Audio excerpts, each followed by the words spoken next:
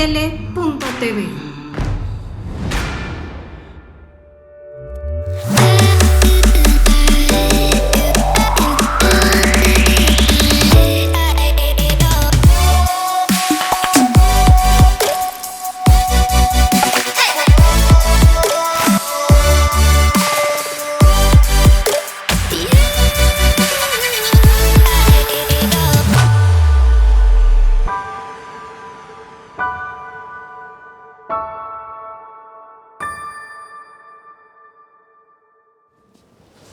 Buenas tardes, amigos de tus propias palabras. Soy Alejandro Ruiz y el día de hoy vamos a tener un programa muy interesante sobre un tema que se está dando en la actualidad, bueno, desde hace algunos años, pero se habla mucho y pocos lo conocen, que es el famoso compliance. Y para este tema traemos a un gran amigo de Astele, Horacio Pérez. Gracias por estar aquí, maestro. Muchas gracias, Alejandro. Nos vas a ilustrar bastante y también nos va a apoyar en la conducción Esmeralda Burga. Gracias por estar aquí. Esmeralda, encantado. Es curioso, a ti te toca ser en actriz, te toca ser la mala, la abogada y todo, pero ahorita vas a tener un verdadero abogado aquí a un lado. Así es. Un placer. Bienvenido. Un encantado, placer. gracias. Fíjate que para las personas que nos están viendo, y nada más te comento, hoy de la Asociación Internacional de Juristas nos pidieron que de alguna manera este tema fuera muy comentado, porque de repente dicen, México entra al cumplimiento de obligaciones, a los acuerdos internacionales, etcétera. Pero hay una palabra que está surgiendo que es el famoso compliance. Y entonces cuando ves que lo puedes ver como cumplimiento, etcétera, hay muchas referencias, que hay tanta información que nadie sabe realmente de qué se trata. Ilústranos, por favor, ¿no? Con todo gusto, Alejandro, Esmeralda, un placer estar con ustedes. El compliance es, en términos generales, un programa de cumplimiento, un programa de prevención, y hay diferentes materias en las cuales se puede implementar. Por regla general, el compliance surge en el régimen jurídico anglosajón y es enfocado a aquellas materias que tienen una regulación específica. Estamos hablando de mercados financieros y del mercado de telecomunicaciones. Y ese es un compliance de índole corporativo. Fundamentalmente el compliance del que vamos a hablar hoy es el compliance criminal, el que se refiere a la responsabilidad penal de las personas jurídicas, personas morales, entiéndase corporativos, empresas, comercios, etcétera. Y dentro de esto que se está dando, hay reformas a la legislación penal a nivel estatal, a nivel nacional, pero ¿en dónde está ubicado este nuevo compliance? Con todo gusto. México durante mucho tiempo en su Código Penal Federal, el que rige en materia de competencia de las instituciones del Foro Federal, establecía en su artículo 11 la posibilidad de sancionar a las personas morales con la disolución, que es la pena, una de las penas más altas, porque implica prácticamente, en términos similares a las personas físicas, la muerte de las empresas. Sin embargo, era de nula aplicabilidad. La razón, no había un procedimiento específico para poderla aplicar. Esto es, no podían llamar a la empresa, a su representante legal, a su órgano de administración, a un procedimiento penal para poderle fincar la responsabilidad y una pena. Era una pena accesoria a un procedimiento penal individual. Era prácticamente nula su aplicación. A raíz de la reforma constitucional de 2008, que principalmente versó sobre el sistema de justicia penal, dio origen al Código Nacional de Procedimientos Penales que se expide el 5 de marzo de 2014, y en una reforma de 2016 es donde aparece prácticamente ya la regulación específica de lo que es la responsabilidad penal de las personas morales. Está en su artículo 421-426. Ahí encontramos todo el procedimiento y las penas a las que se les puede imponer a las personas jurídicas. Ahora bien, perdona más, ¿cuál fue la motivación que tuvo, por ejemplo, el derecho anglosajón para crear esta figura? Bueno, el derecho anglosajón tiene un precedente, que es el derecho romano. Por ahí del año 1245, el Papa Inocencio IV, en una ardua discusión con los canonistas de aquella época, llegó a la conclusión de que tenía que absolver de alguna manera, a través de alguna argumentación, a la Iglesia respecto de los posibles ataques o quejas o recriminaciones que le hacían los canonistas. Y entonces él expide una frase que dice así: societas delinquere non potest. Estamos hablando de 1245 aproximadamente. Esa frase de alguna manera constituyó el parteaguas para exonerar a las personas morales de toda responsabilidad criminal. Perdón, la frase, ¿qué significa? ¿El poder de la sociedad qué? Es societas delinquere non potest. Las sociedades no pueden ser responsables penalmente. Okay. Esta frase está englobada en el derecho romano y tuvo otra acepción, que es universitas delinquere nequit. Son las dos frases latinazgos ahí que existen respecto de esto. ¿Cuál es su significado? Igual, la universitas era, en la concepción del derecho romano, era la sociedad colectiva, la persona colectiva. Fue el primer origen de lo que era una agrupación de personas con una personalidad jurídica distinta de sus integrantes. El origen de la persona moral. El origen de la persona moral. Y bueno, derivado de eso, el derecho alemán, por ahí del año 1700, saca de su régimen jurídico la responsabilidad penal de las personas morales, por falta de aplicabilidad. Hoy en día el derecho penal alemán es uno de los más importantes en todo el orbe. Lo utilizamos como ejemplo inclusive para la redacción de nuestros códigos penales, nuestros procedimientos penales. Sin embargo, ellos no lo aplican porque tienen un procedimiento administrativo muy efectivo. Y esa es una de las grandes críticas para la responsabilidad penal de las personas morales, porque te dicen, por un lado, ¿cómo vas a sujetar a un proceso penal a una persona moral si ésta no es sujeta a reinserción social? ¿No? La realidad es que, en efecto, la pena de prisión no se le aplica a la persona moral, pero hay penas muy específicas, como son la pena pecuniaria, el decomiso de sus bienes, e inclusive su disolución, como la penalidad más fuerte. Ahora bien, aquí algo que me llama mucho la atención de todo lo que nos estás comentando es, de alguna manera tiene su origen en derecho romano, derecho anglosajón, pero en Estados Unidos, ¿cuáles son los casos más conocidos de este compliance? Bueno, hay muchos casos. Mira, déjenme comentarles algo previamente. Sí. El origen que tiene el derecho anglosajón, porque fue tu pregunta inicial, es... hay dos vertientes, la vertiente británica propiamente y la vertiente norteamericana. La vertiente británica estamos hablando de que hay una responsabilidad penal que prácticamente es vicarial o de transferencia. ¿Qué implica? Que si una persona al interior de una empresa comete un delito, por el simple hecho de cometerlo y pertenecer a la organización, se le transfiere la responsabilidad penal a la persona moral. En el caso norteamericano es un régimen un poco, digámoslo así, más amplio, más general. No requiere que tengan una jerarquía los empleados de la organización.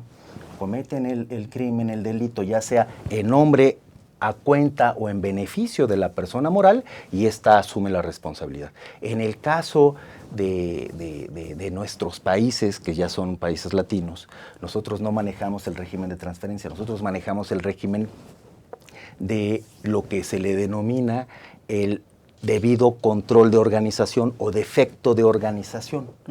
¿Qué es lo que nosotros hacemos? Nosotros tenemos prohibido constitucionalmente la transferencia de responsabilidad penal, ¿no? Y entonces, ¿qué se generó para poder sancionarlas? Se genera un esquema en el que ellos están obligados a dar cumplimiento a sus normas, a las normas que rigen su actividad y generar programas de cumplimiento. Si no los generan, entonces sí, los delitos cometidos en su interior, a nombre, a cuenta o en beneficio de la empresa, se les puede imputar. Hay un gran problema, hay que establecerlo de una vez por todas. Nuestro derecho penal nos dice que la responsabilidad penal es individual, ya nuestro derecho penal incorpora a las empresas, pero dice que no hay delito sin dolo o culpa. Y desafortunadamente o afortunadamente, depende del punto de vista donde se vea, el dolo o culpa de la empresa es muy difícil de acreditar. Tendrías que de alguna manera tener una administración pésima, mal organizada, para de alguna manera inferir una culpa, ¿no? Digamos que estaríamos hablando de empresas que, violentando todas las normas que las regulan, su consejo de administración, su asamblea de socios, su consejo directivo, tomaran determinaciones para cometer ilícitos con pleno conocimiento. Recordemos que el dolo tiene dos elementos, el cognoscitivo y el volitivo.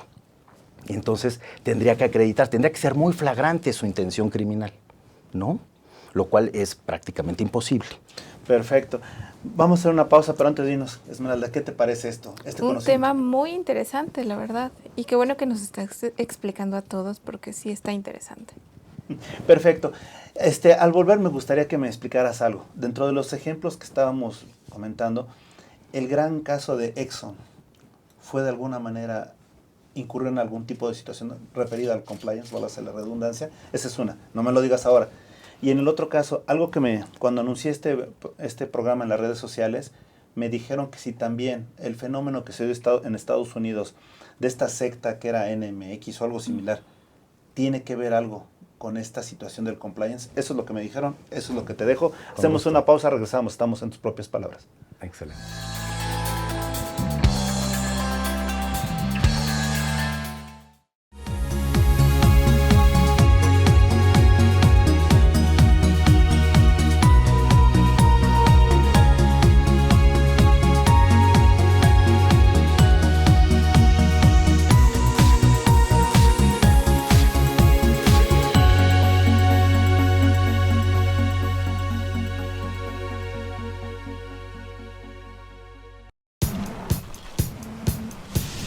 Para cuando sudamos la camiseta. Para los que tenemos una vida intensa. Porque todos necesitamos rehidratarnos. Electrolit, hidratación total, científicamente hidratante.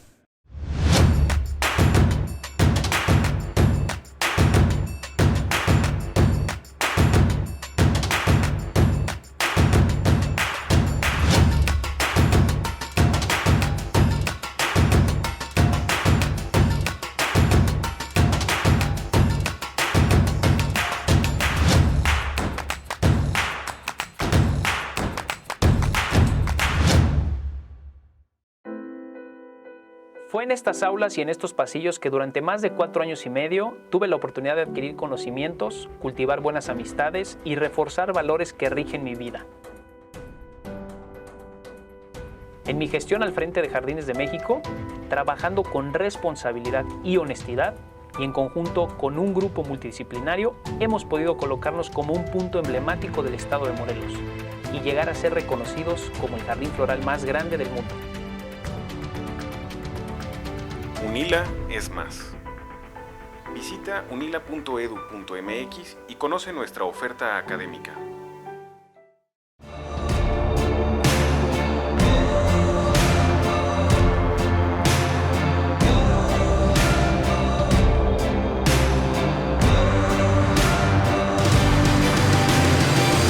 Aztele.tv.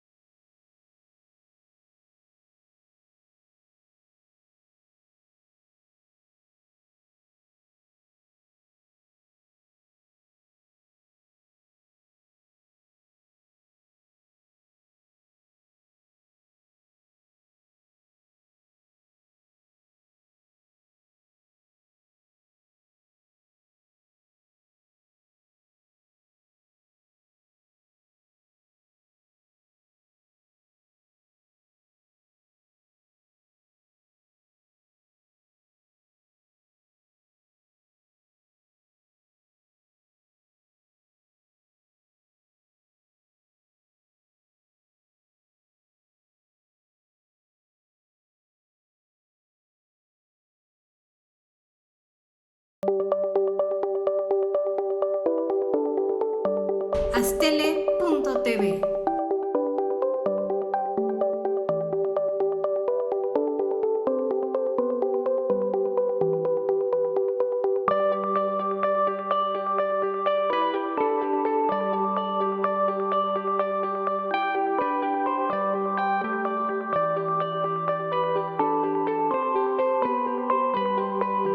Aztele.tv.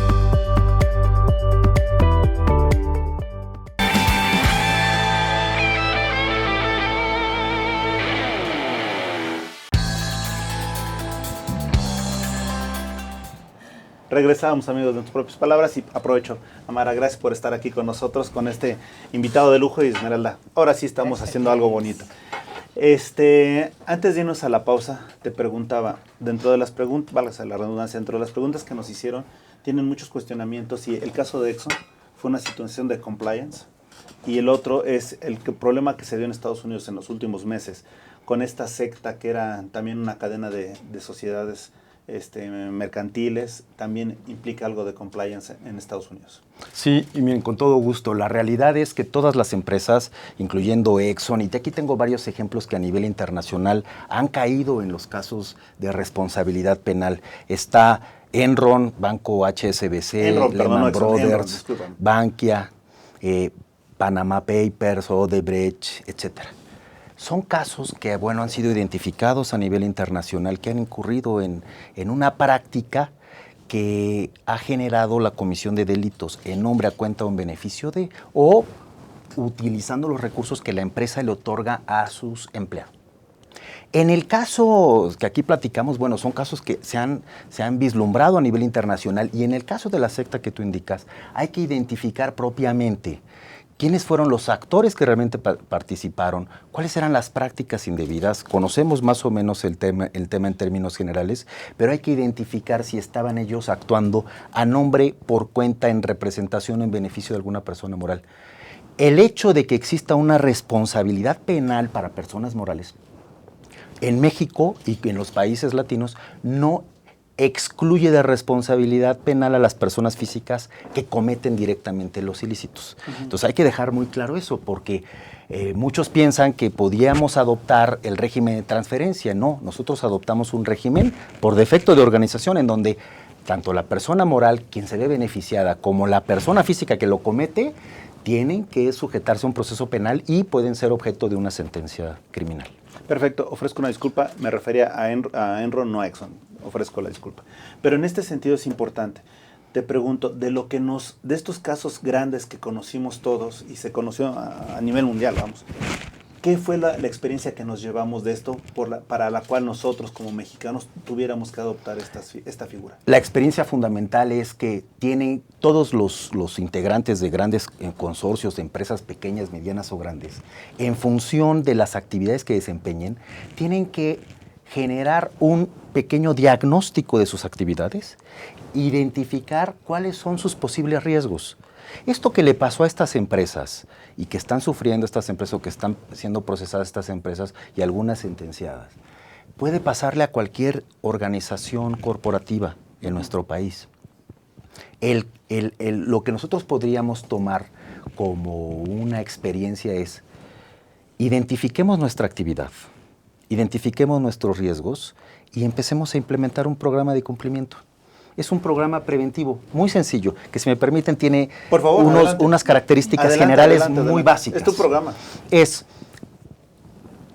Tienen que identificar cuáles son sus actividades, hacer un mapeo de riesgos, esto es, identificar qué riesgos penales pueden incurrir, ¿no? Una vez que tienen eso, lo que tienen que generar es una serie de normatividades, protocolos, lineamientos, oficios, etcétera, pero que tienen que ser muy amigables, porque tienen que crear una cultura empresarial de legalidad, de apego a la norma.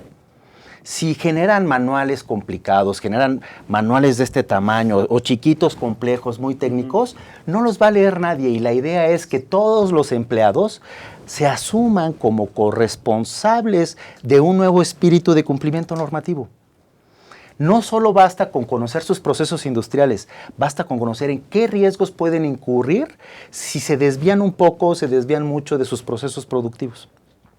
La idea es generar toda una cultura, y para eso se requiere que las empresas pueden hacer dos cosas. Uno, destinar todo un programa de gestión de recursos para crear un departamento de compliance, o contratar a una persona que se le denomina prácticamente un compliance officer, un oficial de cumplimiento, que es el que va prácticamente a diseñar el programa, lo va a implementar, lo va a dar seguimiento, lo va a ejecutar, le va a dar respuesta a todas a la organización, y va a ser la que va a guiar esta cultura de legalidad al interior.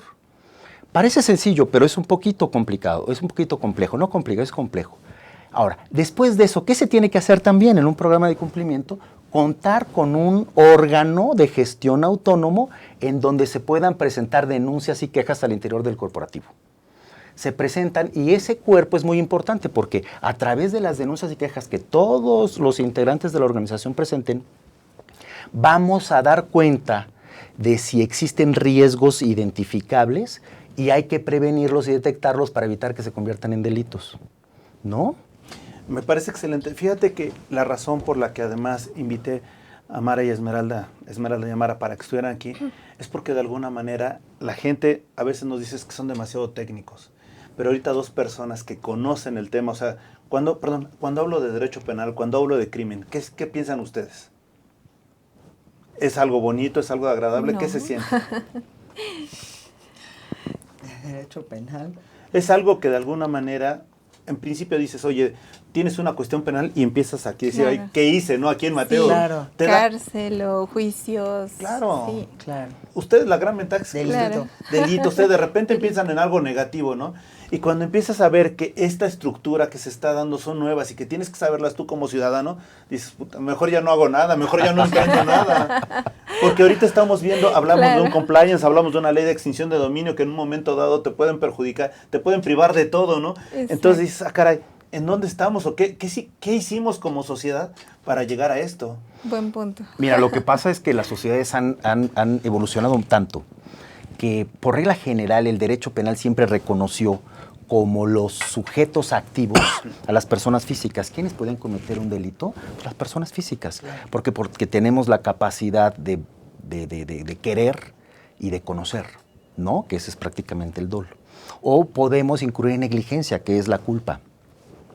Pero no se concebía que una persona jurídica que nace a través de un documento pasado ante la fe de algún fedatario, como lo eres tú como corredor público, un notario público, pudiera generar un conflicto penal. Pero estas organizaciones empresariales, hoy en día, por sus propias prácticas, por su propia actividad, van desplegando una serie de normas, una serie de hábitos, una serie de prácticas que regulan determinados mercados.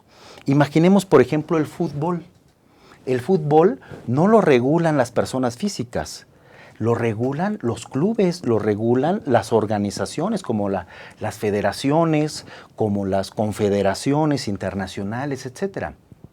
Entonces, prácticamente son los órganos corporativos los que empiezan a generar estas prácticas. Y las personas físicas que participamos, por ejemplo, en el caso de nosotros como espectadores, pues cuando vamos a un estadio tenemos que cumplir las normas, tenemos que cumplir las reglas, tenemos que ajustarnos a todos unos protocolos para que el espectáculo en sí se desarrolle exitosamente. Bueno, por eso es importante que se regule a las personas morales desde el punto de vista criminal, porque los linderos de su actividad no solo chocan con el ámbito administrativo, fiscal, laboral, etcétera, también con el criminal. Y ahí es donde, por ejemplo, un caso muy particular, lavado de dinero, lavado de activos, operaciones con recursos de procedencia ilícita. Es uno de los delitos en donde muchas corporaciones incurren, ¿sí? Y es prácticamente muy propio de las organizaciones corporativas que tienen finalidades distintas a su objeto social. Wow, pero fíjate que a mí me llama mucho, algo que me llama la atención. Cuando a ti te contratan para hacer una película, ¿te preocupa de dónde salga el dinero o simplemente actuar? Actuar. ¿A ti te preocupa de dónde sale el dinero o simplemente...? Actuar. Es que imagínate, ellas llegan a actuar, van a hacer una película de narcos y de repente se enteran que alguien está financiando, o sea, son narcos los que están financiando eso. Exacto. ¿Cómo se van a enterar? O sea, perdóname, es que también se me hace una labor muy compleja. Entiendo el punto, pero también se me hace que de alguna manera nosotros como ciudadanos de a pie, como emprendedores o como profesionales, también podemos estar a un tris de que nos involucre en una situación de esas. Porque tú actuaste, sí actué. Participaste, participé. Oye, Claro. cobraste, sí. Beneficiabas, pues, o sea, no sé si me explico. Sí se me hace a veces muy endeble la frontera. La frontera es muy endeble, pero también el hecho de constituir una empresa te hace acreedor tanto de derechos como de obligaciones. Sí. Y existen órganos internos de administración, como Sí. el Consejo de Administración, la Asamblea de Socios, o el director en jefe, o el director administrativo, el que tiene la representación legal de la organización. Esas personas que integran esos órganos colegiados o individualmente actúan como administradores y representantes legales, tienen un séquito, un cúmulo de obligaciones que cumplir. Y es ahí donde se enfoca prácticamente esta responsabilidad de orden criminal. Estas personas tienen que garantizar el cumplimiento debido. A ver, partamos de algo bien importante. Sí. Toda corporación tiene que cuidar su reputación Sí. corporativa, toda. Su reputación empresarial, ajustarse a las normas que rigen su mercado, ajustarse a las normas de conducta de ética, con el fin de garantizarle a sus proveedores, a sus clientes, a sus propios empleados, a la propia sociedad en la que forman parte, que su actividad es totalmente lícita y persigue un fin social lícito, ¿no? Ahora, puede existir la posibilidad de que alguno de tus integrantes, por alguna razón, desvíe su actividad. Y esto puede generar una ventaja, no solo es un beneficio económico para la organización, puede ser una ventaja competitiva, puede ser una ventaja publicitaria, puede ser cualquier beneficio del cual se arroje hacia la organización respecto de una conducta criminal que cometa uno de tus integrantes. ¿Qué tiene que hacer la empresa? Lo que tiene que hacer es, y el derecho penal te da esa opción en México, es si tú generas un programa de compliance, lo implementas debidamente, pues no nada más es copiarte el manual de otra organización y decir y simular que lo estás aplicando y que lo estás ejecutando. Tienes que tener muy claras tus actividades, tus diagnósticos, tus riesgos, tus especificidades, el programa cultural de legalidad al interior de tu organización, tu seguimiento, tu mejora. Y este programa, si tú lo implementas, el derecho penal te brinda dos beneficios fundamentales. El primero es que puede constituir una excluyente de responsabilidad si el programa está bien implementado. Y implica eso que cualquier integrante de tu corporación que cometa un delito al interior de tu empresa tiene que burlar todos esos esquemas de prevención que tú diseñaste. Okay. Pero no fue porque tú no aplicaras debidamente el programa, sino fue porque a través de la argucia, de un interés avieso, de una persona que está incorporada a tu organización, burló dolosamente todo ese programa de prevención. Ahora, pero me están llamando a comercial. ¿Me permites ahorita? Lo dejamos así. Con todo gusto. Y hacemos una pequeña pausa. Volvemos. Estamos en tus propias palabras.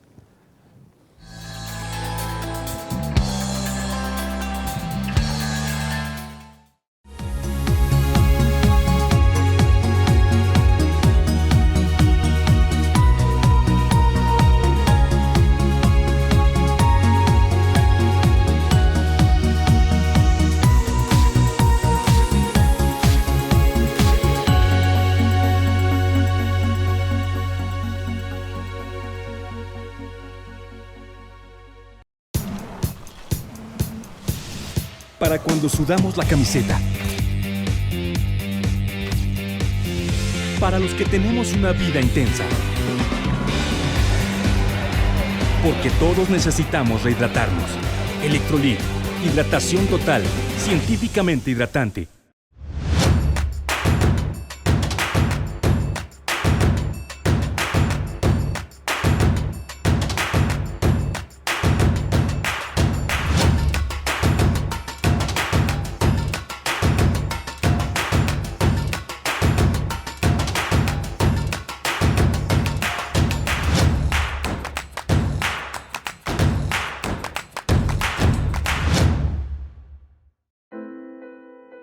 Fue en estas aulas y en estos pasillos que durante más de 4 años y medio tuve la oportunidad de adquirir conocimientos, cultivar buenas amistades y reforzar valores que rigen mi vida. En mi gestión al frente de Jardines de México, trabajando con responsabilidad y honestidad, y en conjunto con un grupo multidisciplinario, hemos podido colocarnos como un punto emblemático del estado de Morelos y llegar a ser reconocidos como el jardín floral más grande del mundo. UNILA es más. Visita unila.edu.mx y conoce nuestra oferta académica.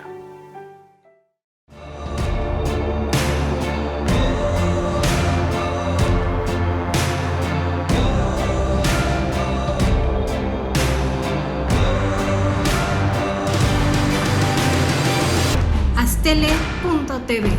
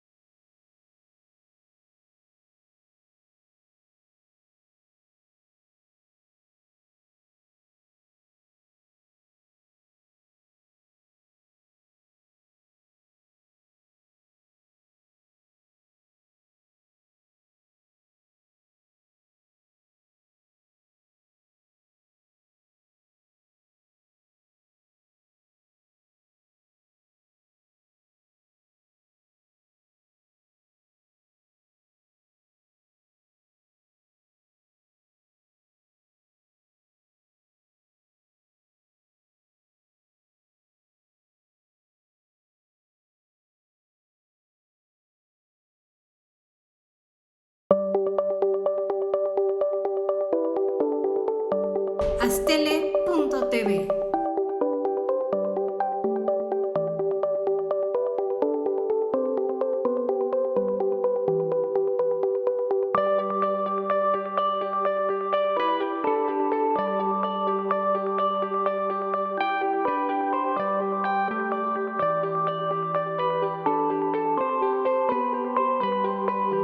Astele.tv.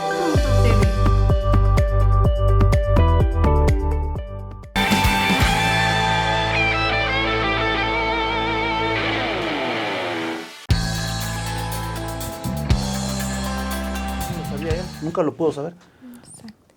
Regresamos amigos, en tus propias palabras, perdón. Gracias por la información que me proporciona. Perdón, me estabas comentando, te interrumpí antes de irnos a la pausa, si quieres acaba tu idea y ahorita regresamos. Sí, por supuesto. Entonces hay que implementar debidamente el programa y esto tiene dos beneficios. El primero es la excluyente de responsabilidad, que no significa que sea una patente de corso, una patente de inmunidad o de impunidad, no. Que no quisiera yo que se viera de esa forma. Realmente el Código Nacional de Procedimientos Penales lo que hace es consagra en la ley la posibilidad de que las empresas jurídicas, las empresas morales, las personas jurídicas generen un programa de prevención bien diseñado. Y si es el caso, es que porque están dando muestras de que están comprometidos con la prevención del delito. Si eso es así, solo existe una posibilidad de que se pueda cometer un delito al interior de la organización, que es que una persona viole todas las normas preventivas establecidas y rompa con el esquema de cumplimiento de la legalidad. Y ante eso, pues nadie está obligado a lo imposible, es otra de las máximas del derecho. Entonces, partiendo de eso, hay una excluyente de responsabilidad para la persona moral, pero sí se le aplica el procedimiento penal y la sanción penal a la persona física que violentó la norma penal. Horacio, perdón, aquí me gustaría, con lo que me está diciendo me parece interesante, pero por ejemplo, viendo el caso de que ustedes son artistas, ustedes, o sea, ellas como personas particulares, las contrato para una producción, vamos a hacer Los Narcos de Miscuac, 1 y 2 y 3 películas, ¿ok? Ellas como actrices, ¿qué medidas deben de tomar referente a quien los contrata? ¿Tienen que cubrir algún tipo de perfil para que ellas mismas estén excluidas eventualmente de una responsabilidad?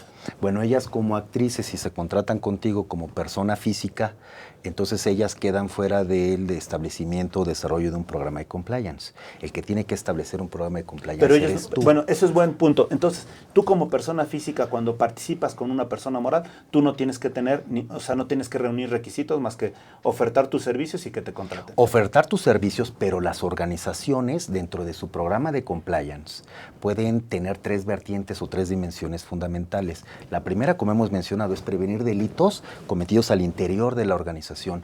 La segunda es prevenir delitos cometidos por la propia organización, y la tercera es prevenir delitos cometidos por terceros o empresas, personas físicas o empresas ajenas a la organización. Y entonces tú puedes identificar y establecer en protocolos cuáles son los códigos de conducta, cuáles son los requisitos, cuáles son las normas que tú requieres que cumplan tus proveedores, tus clientes y tus empleados.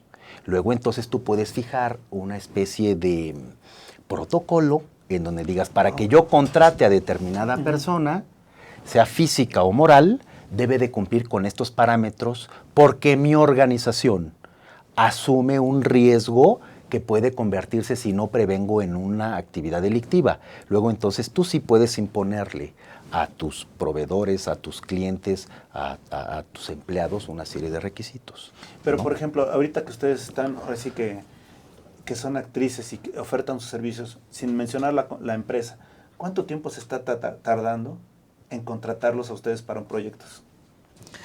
Bueno, es que en realidad, en mi experiencia, es un proceso, pues, ¿no? A partir de que haces tu casting, ¿no? Y ya estás, obviamente, el callback, ya después vas con la productora, ya te empapan un poquito más del proyecto, ¿no? Ya sabes con quién vas a trabajar, hasta que firmas el contrato. Será Así es. como un mes, a lo mejor una semana. ¿Y esto era depende. igual antes? No, eso es lo que estaba comentando, porque ahorita ya hay más requisitos, ya necesita uno presentar más documentos y, como él estaba diciendo, es la misma empresa la que está haciendo que los que colaboren sean responsables, ¿no? Y me decía un punto que me pareció muy interesante, que es también que la empresa vea qué tanto está uno dispuesto a hacer, pues a acatar una normatividad, ¿no? Por supuesto, ser garante de tu propio régimen de actuación. Esto es, si tú te cuidas como persona física, cumples tus declaraciones de impuestos, cumples todas tus obligaciones de cualquier índole, pago de tenencias, etcétera, pues obviamente tienes una capacidad de cumplir con la norma que, pues, toda empresa, cuando te esgrima sus necesidades normativas, pues tú te vas a apegar a las mismas, ¿no? Claro, pero aquí, por ejemplo, ¿alguna vez te han pedido que hayas pagado tus impuestos? ¿Alguna empresa? Pues, o nada más te contratan en ese momento. No, en estos últimos tiempos sí me han pedido que yo corrobore que estoy al corriente con mis declaraciones, con mi declaración anual. Wow, ¿en tu caso? Igual. O sea, pero antes cuando contratabas una película No. lo menos, ¿no? No. Es que eso está cambiando algo. Totalmente. Y algo creo que nos estamos perdiendo en general la ciudadanía, porque me parece que ahora sí normalmente los hechos seguían al derecho, ¿no? Perdón, el derecho seguía a los hechos, ¿no? Ahorita parece ser al revés, ¿no? Que los hechos están siguiendo al derecho, es decir, ahorita con esto de compliance, estas medidas que se deben de tomar, nosotros tenemos que ir más rápido y tratar de ajustar nuestras actividades a lo que es la norma. Mira, indiscutiblemente, yo mencioné, e insisto, dejar muy, muy claro, el compliance es para las organizaciones. Sí, de acuerdo. Las personas físicas no tienen por qué cumplir con una implementación de un compliance individual. No, las personas físicas, si cometen un delito, van a ser procesadas y van a ser sentenciadas si se les determina su responsabilidad criminal. Esto es su participación, su autoría, su coautoría, etcétera. En el grado de participación, el grado de ejecución, se les impondrá una pena. El punto toral es la organización, porque partimos de un hecho real.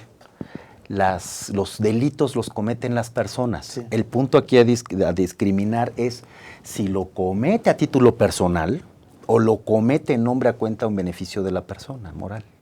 Entonces, por eso es importante que tengan un programa de cumplimiento. Y déjame decirte, además de la excluyente responsabilidad, es un atenuante. Supongamos que el programa estuvo mal implementado, ¿no? Tuvo una fisura, tuvo un hueco, un recoveco jurídico, pero responsabilidad del que lo implementó, lo diseñó, el que estaba obligado a mejorarlo. Entonces, puede ser beneficiario de un atenuante de la pena que se le puede llegar a imponer. Aquí el punto relevante, y quisiera yo dejarlo muy claro, es que en México existen un catálogo de delitos del orden federal en el que pueden incurrir las empresas. Yo mencioné el lavado de dinero porque es uno de los delitos en donde hay mayor proclividad por algún sector o por algún tipo de empresas que pues se apartan de sus fines sociales, de su objeto social, y son creadas inclusive ex professo para eso. Pero hay otros delitos que también son aplicables para las empresas. En México existe a nivel federal un catálogo de aproximadamente 64 delitos en los que pueden incurrir. Pero la norma dice que cada entidad federativa, en México tenemos un Código Penal Federal y 32 códigos o legislaciones penales estatales. Entonces, no solo hay delitos del orden federal, que son estos 64, sino también hay delitos en los que pueden incurrir las empresas en el orden local.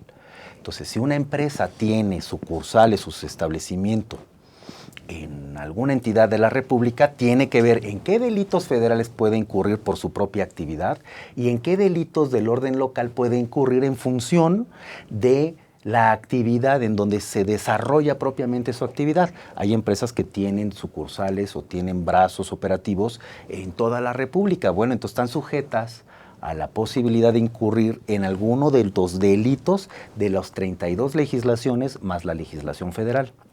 Wow. Es que, ¿sabes qué me llama mucho la atención? Del 100% de las empresas en México, 98 más o menos, son micro, pequeñas y medianas empresas. Sí. El 1 punto y tanto son grandes y el punto menos del 1% son transnacionales, ¿no?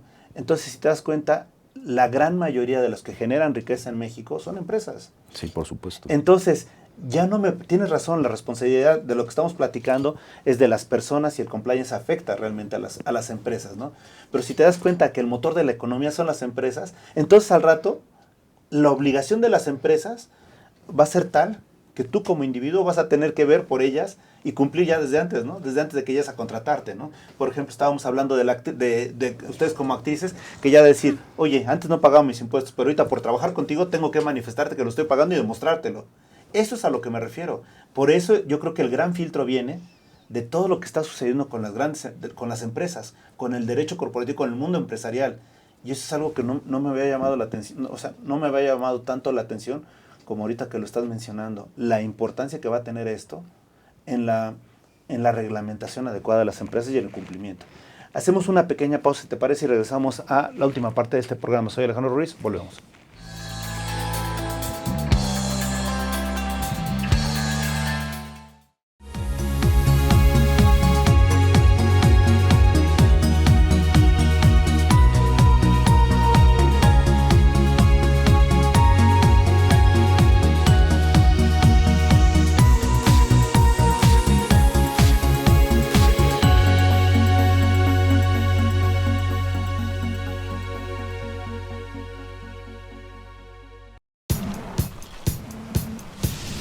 Para cuando sudamos la camiseta. Para los que tenemos una vida intensa. Porque todos necesitamos rehidratarnos. Electrolit, hidratación total, científicamente hidratante.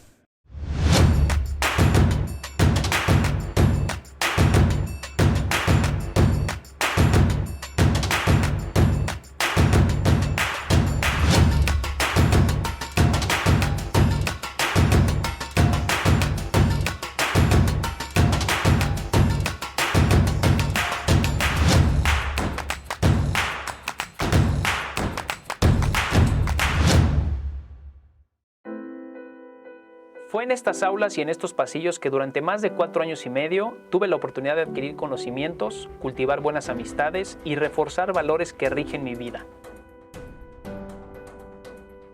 En mi gestión al frente de Jardines de México, trabajando con responsabilidad y honestidad y en conjunto con un grupo multidisciplinario, hemos podido colocarnos como un punto emblemático del estado de Morelos y llegar a ser reconocidos como el jardín floral más grande del mundo. UNILA es más. Visita unila.edu.mx y conoce nuestra oferta académica.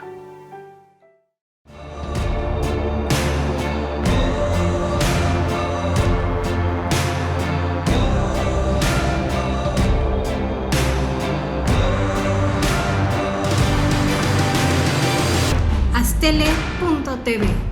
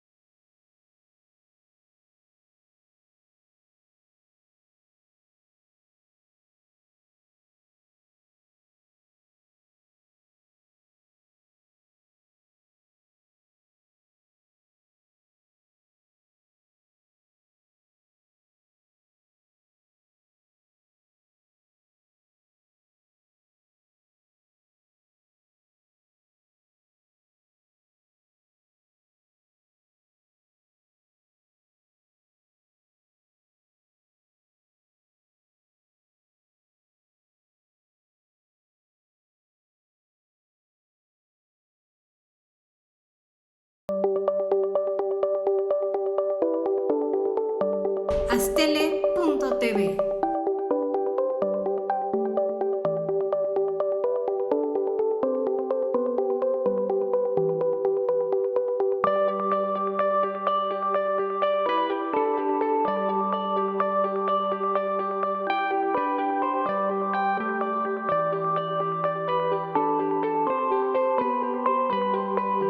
Astele.tv.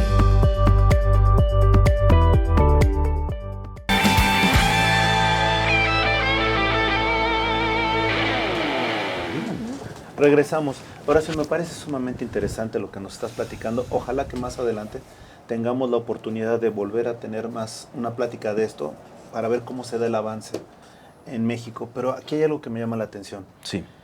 ¿Qué más debemos de saber los ciudadanos de a pie que nos estamos sorprendiendo del compliance en materia penal? Mira, yo creo que lo que tenemos que saber y tener muy claro es que toda persona jurídica está sujeta a un procedimiento penal en caso de incurrir en algún delito, ¿no? Que se cometa su nombre en su representación, en su beneficio o con los recursos que la propio corporativo esté brindando a sus empleados. El punto toral es que las sanciones son pecuniaria, que es una sanción muy representativa de la organización, ¿no? Que va desde un día de salario, un día multa, hasta 1000 días multa. El día multa implica la totalidad de tus ingresos netos. Sí, entonces, pues hablando de empresas y dependiendo del volumen de operaciones que realicé, es como se conforma la conceptualidad del día multa. La otra es el decomiso de los bienes. Primero se aseguran y después se decomisan. Es una sanción también de orden judicial. Y la tercera es la disolución. Eso por lo que hace a la comisión de un delito, esto es que cometió un acto típico, antijurídico y culpable. Cuando la empresa comete un acto típico y antijurídico, esto es, no hay culpabilidad, entonces existe una serie de consecuencias jurídicas que marca el Código Nacional de Procedimientos Penales y el Código Penal Federal, que van desde la suspensión de actividades, la inhabilitación para desarrollar determinada actividad, la clausura de establecimientos. Y hay cosas que tiene que saber la gente también. Hay actividades que se desarrollan por algunas personas morales que tienen fines o proclividad para cometer alguna serie de delitos, en donde en muchos casos lo que hacen actividades de disolución aparente. La disolución aparente consiste en que la actividad principal en la que incurrieron ilícitamente se sigue desarrollando con la parte preponderante o más significativa de proveedores, de clientes, materias primas, etcétera. Eso no los excluye de una responsabilidad penal. Si las empresas que han cometido ilícitos se fusionan, se escinden, se transforman, etcétera, eso tampoco las exenta de responsabilidad penal. La responsabilidad penal se traslada a la nueva organización, a la organización que surge de manera gradual. Son puntos que debe conocer la sociedad. Ahora, el derecho internacional es muy importante. En nuestro país no nada más se inserta en este régimen de sanción penal para las personas morales por sí solo. Existen una serie de instrumentos internacionales a los que México forma parte y ha suscrito, que establecen las obligaciones. Por citarles unos ejemplos, la Convención de las Naciones Unidas contra la Delincuencia Organizada Transnacional. En su artículo 11º, establece de manera clara que se puede sancionar tanto por la vía civil, administrativa o penal a las personas morales o a las personas físicas. Está también, por citar un ejemplo, la Convención de las Naciones Unidas contra la Corrupción o la Convención para combatir el cohecho de servidores públicos extranjeros en negociaciones comerciales internacionales.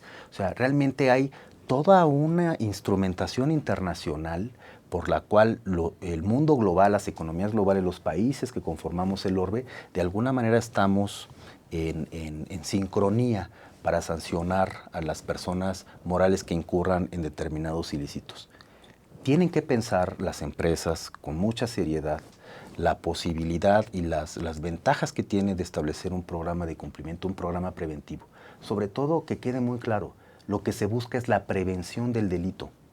La prevención del delito al interior de la organización. Creo que es muy importante porque toda empresa tiene que cuidar su reputación, la seguridad, la naturaleza que le da el uso, disfrute, posicionamiento de una marca, la certeza que le da a la ciudadanía.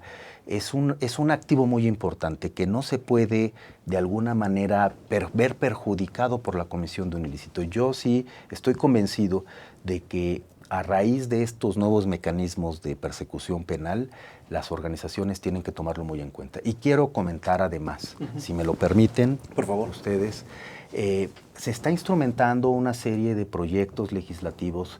El año pasado se generó un proyecto muy importante para unificar la legislación penal y que solo exista un solo código de aplicación en toda la República.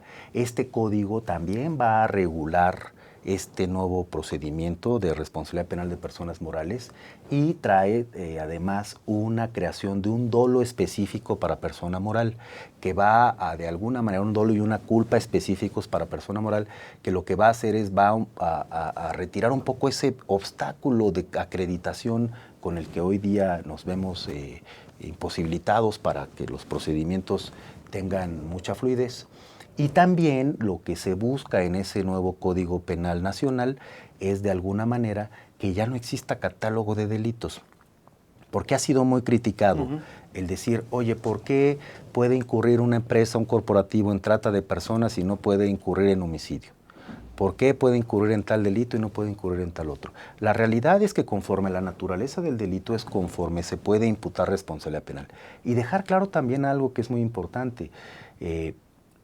Toda comisión de un delito no solo es objeto o las personas que lo cometen no son sujetas de una sanción de orden como privación de la libertad en caso de persona física o de una multa o de un decomiso de bienes en caso de una persona moral. Recordemos también que detrás de estas figuras hay víctimas y las víctimas, por regla general, en el proceso penal correspondiente participan con uno de los fines, entre otros tantos, que es la búsqueda de la reparación del daño. Entonces, si alguien cae en la comisión de un ilícito penal y pertenece a un corporativo y ese delito representó un beneficio para la organización, no tiene un programa de cumplimiento, eso quiere decir que entonces la persona moral puede ser sujeta de responsabilidad penal, pues va a ser muy atractivo para las víctimas no solo denunciar a la persona física que cometió el crimen, sino también denunciar a la persona moral que se vio beneficiada por esa actividad criminal y que no contaba con un programa de cumplimiento para prevenir la posible actividad delictiva. Luego entonces va a haber un procedimiento en el que la actividad de la víctima, pues va a buscar la reparación del daño, tanto de la persona física como de la persona moral. Excelente. La verdad, Horacio, te agradecemos mucho. Este es un tema muy interesante.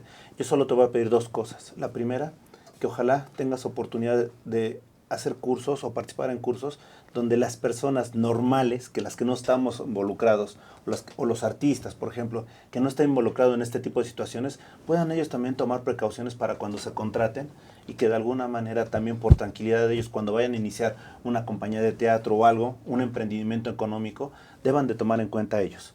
Y nada más antes de irnos rápidamente, en tus propias palabras, ¿quién eres, Horacio? Pues yo soy amigo de todos ustedes, realmente soy un abogado que ha venido trabajando en la materia penal de mucho tiempo atrás. Me he especializado en seguridad pública, en seguridad nacional, en materia penal, procesal penal, y hemos también especializado en materia de extinción de dominio. De hecho, ahí estamos trabajando en programas de cumplimiento para poder hacer frente a esta nueva ley nacional de extinción de dominio, poder dar cumplimiento y poder evitar que un procedimiento de extinción de dominio afecte a las personas que de buena fe están arrendando, prestando servicios, etcétera, y que no puedan ser o no deban ser objeto o sujetas de un procedimiento de extinción de dominio. Claro que cuando existe una actividad que está vinculada con el delito y se conoce y se tiene pues de alguna manera la idea de que se está gestando en ese sentido, pues lo que tenemos que hacer es tomar medidas de prevención para no ser objeto de un procedimiento de esa naturaleza. Muchas gracias. Gracias, Horacio. Gracias, Esmeralda. Gracias, Amara. Esto ha sido todo. Hasta la próxima, amigos.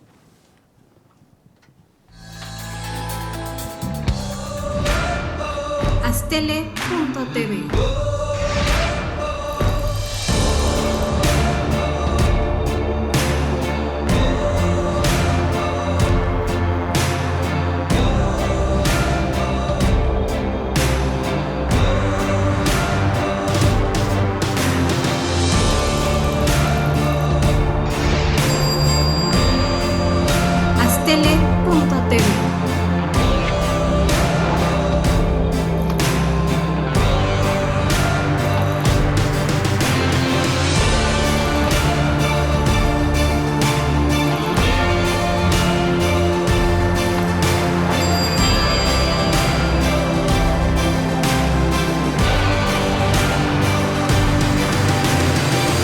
Astele.tv